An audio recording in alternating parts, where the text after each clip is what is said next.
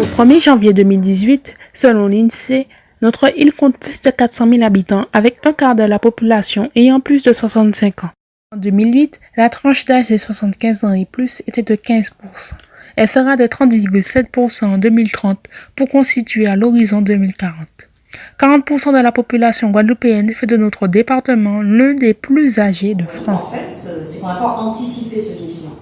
Notre population a vieilli au même rythme que les autres pays, sauf qu'en fait, on a longtemps été considéré comme des départements des régions jeunes, sauf que nous, on a un vieillissement qui est accéléré parce qu'en plus, on a au niveau démographique les jeunes qui partent beaucoup et qui ne reviennent pas.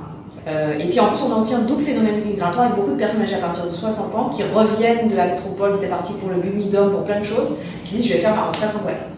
En plus des centres de soins pour les seniors, l'animateur en gérontologie est un métier qui prend de l'ampleur. Celui-ci peut intervenir à domicile ou en foyer. Et notre objectif dans cette association, c'est de mettre en place des activités d'animation pour les aînés. Nous sommes là pour le bien-être de la personne âgée. C'est que pourquoi nous travaillons en équipe pluridisciplinaire? Parce qu'on ne peut pas faire seul. On a besoin du kiné, on a besoin de l'ergothérapeute, de la psychomotricienne, on a besoin du diagnostic, du bilan, du gériatre. Il faut savoir, il y a aussi d'autres, le bureau psychologue. En fait, il y a tout un ensemble de corps médical, paramédical qui peuvent travailler autour de cette personne, sachant que toute personne qui intervient au domicile de la personne âgée a une fonction d'animation.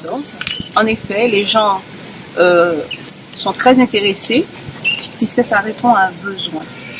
Ça répond vraiment à un besoin. Il y a beaucoup de personnes âgées qui sont isolées, qui s'ennuient parfois. Donc pour rompre leur isolement, pour pallier justement à cet ennui, eh bien, nous pensons qu'en effet, ils ont vraiment besoin que nous venions les voir pour leur apporter nos connaissances et pour leur apporter un peu de bien-être. Comment anticiper ce vieillissement de notre population?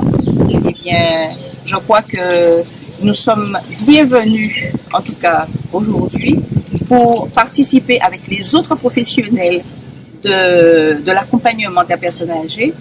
Il y a une loi en 2015 qui a été votée, la loi de l'adaptation de la société au vieillissement, parce que justement, c'était un gros souci. Il y a autant de métiers d'avenir dans ce secteur du grand âge.